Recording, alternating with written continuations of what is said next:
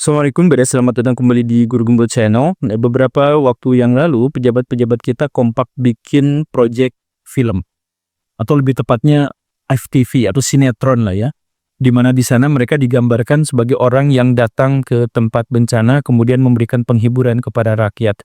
Salah satu tokoh utama dalam hal ini itu adalah Pak Zulhas atau Pak Zulkifli Hasan, menteri kesayangan kita.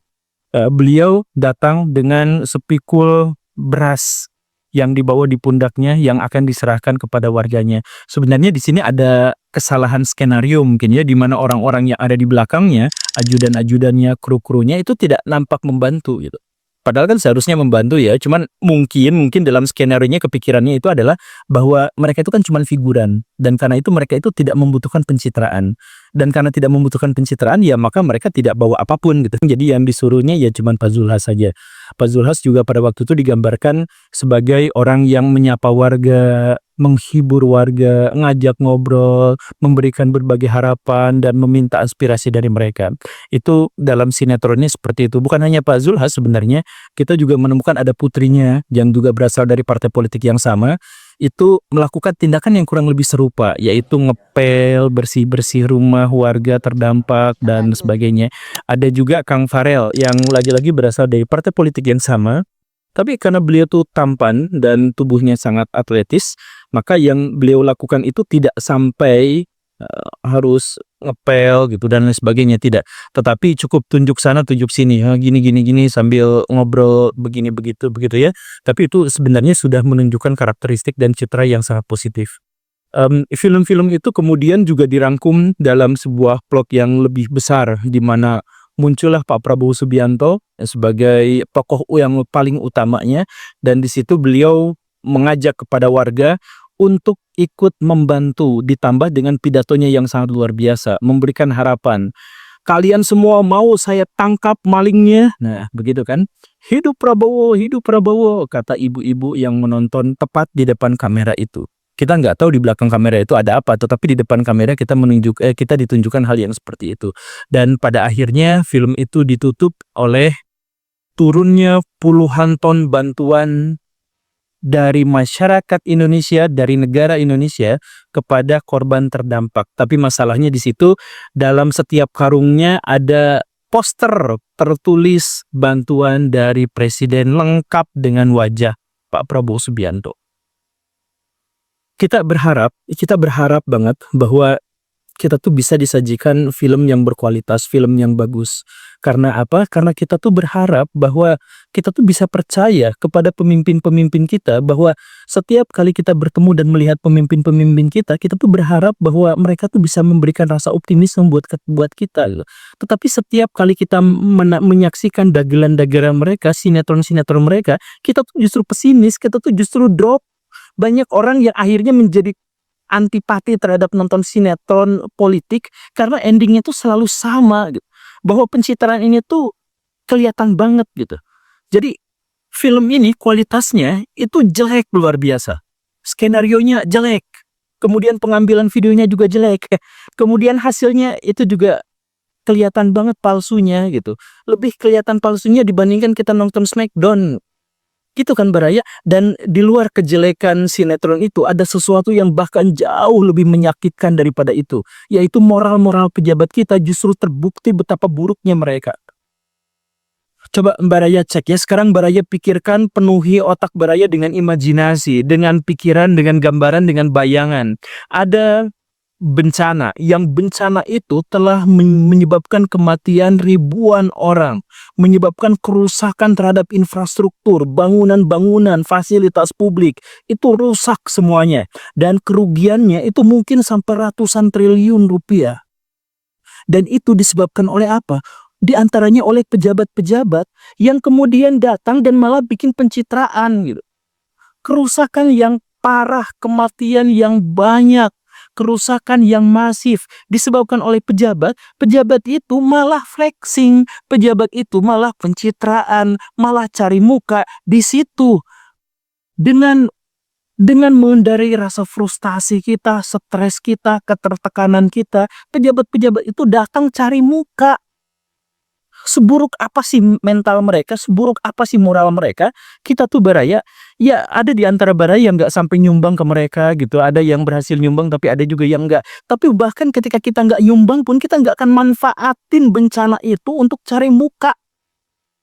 Tapi mereka melakukannya gitu. Dan ada lagi yang menjadi masalah baraya tentang betapa buruknya mereka. Bantuan-bantuan yang datang ke sana itu adalah bantuan dari rakyat Indonesia.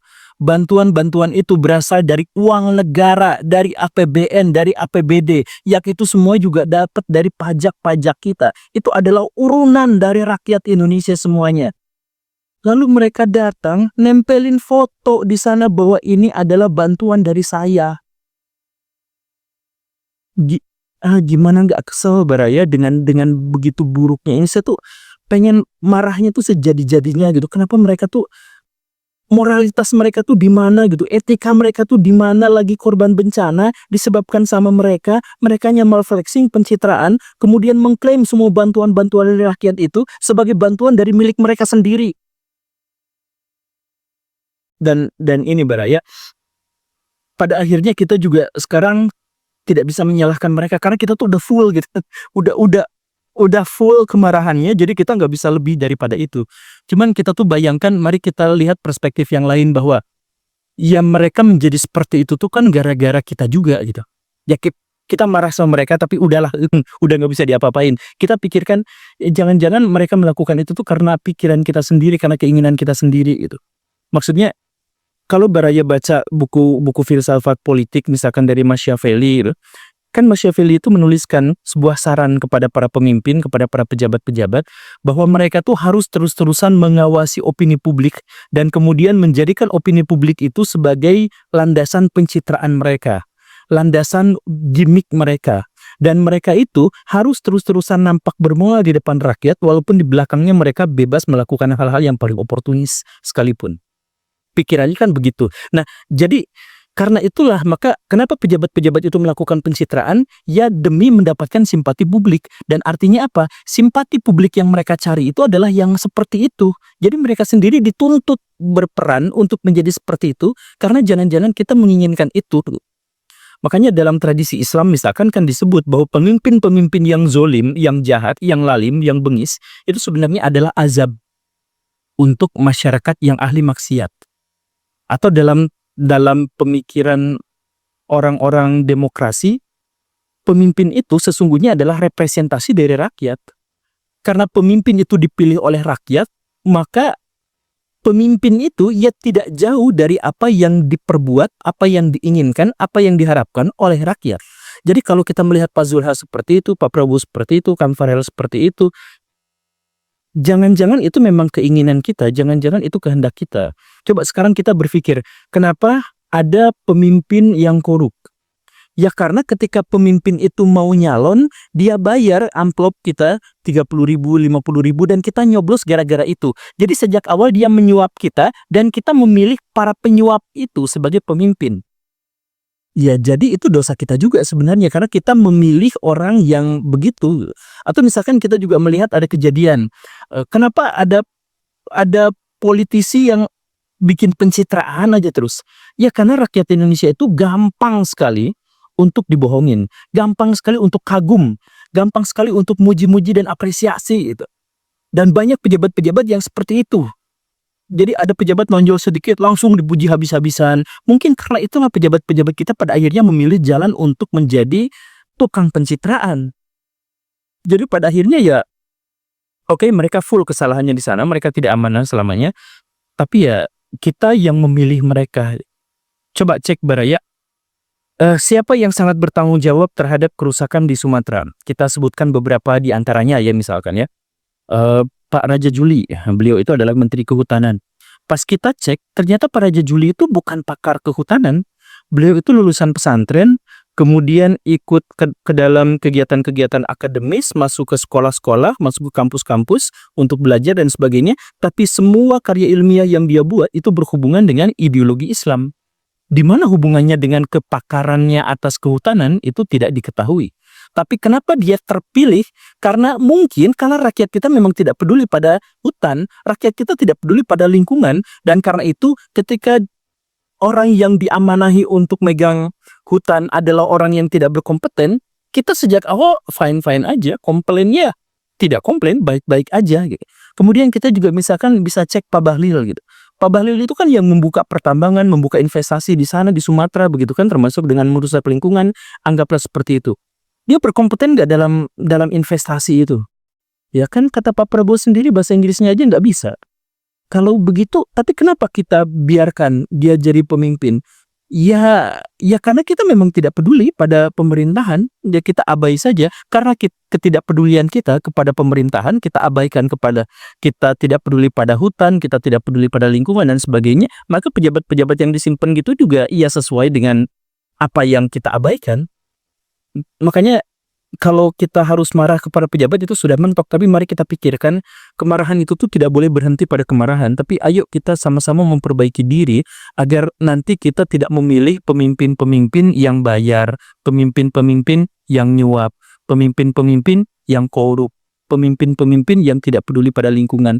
Ya udah, kita mulai bergerak ke arah sana dan kita harus terus-terusan menyampaikan opini kita. Jangan sampai ada di antara kita tuh yang ngomongnya kayak gini. Apa bosen ngomongin politik terus, ya jangan kayak gitu, karena politik itu terkait dengan kehidupan Baraya semua. Politik itu terkait dengan rumah Baraya bisa digusur seenaknya atau tidak. Politik itu terkait dengan gaji Baraya itu berapa, itu semuanya itu terkait dengan politik. Makanya ayo kita melek politik dan kemudian kita menjadi kritis terhadap pemimpin-pemimpin kita dalam hal itu. Jangan sampai mereka terus-terusan menciptakan pencitraan-pencitraan yang positif untuk mereka, tetapi mengorbankan moral dan etika yang ada. Nah, sekarang Baraya ini pentingnya ya. Badai yang katanya merusak Sumatera itu sekarang OTW ke Jawa. Jawa itu pusat populasi. Jawa itu pusat ekonomi. Kalau badai itu beneran datang ke Jawa, itu dampaknya bisa menjadi sama buruknya dengan Sumatera atau bahkan lebih daripada itu. Karena ini pusat ekonomi dan pusat populasi. Sekarang kita pikirkan apakah kita sudah menyiapkan mitigasi terhadap bencana itu. Kita melihat bahwa Jawa itu sudah jauh lebih rusak daripada Sumatera. Jauh lebih rusak daripada Sumatera. Dan karena itu kalau ada bencana alam, jangan-jangan dampaknya menjadi jauh lebih besar juga. Ditambah lagi sekarang, beberapa gunung-gunung di Jawa juga sudah siap-siap meletus. Bayangkan kalau nanti ada badai, kemudian nanti ada gunung meletus dan sebagainya, kemudian kita hanya membatasi kemarahan kita pada pejabat saja, tanpa upaya memperbaiki lingkungan dan memperbaiki pemerintahan kita, maka bisa saja itu badainya menjadi lebih buruk lagi. Jadi please Baraya, mulai sekarang, kita marah, tetapi mari kita lebih peduli pada lingkungan. Baraya yang masih ngurungin burung di sangkar yang kecil itu, kalau tidak tega untuk melepaskannya, pindahkan ke sangkar yang lebih besar. Baraya yang punya rumah tapi nggak punya pohon, silahkan tanami pohon di depan rumah. Atau kalau nggak cukup, ada pot-pot di mana-mana bisa Baraya coba. Baraya yang masih suka buang sampah sembarangan, please hentikan kebiasaan itu. Baraya yang masih bakar sampah, please hentikan kebiasaan itu. Baraya yang masih terbiasa untuk nyisain makanan, ubah sisa makanan itu menjadi pupuk, atau kita pelihara maggot, atau yang semacam itu. Jadi Baraya yang masih tinggal di sebuah rumah yang di depannya ada selokan mamtak gara-gara sampah, biasakan untuk membersihkan itu.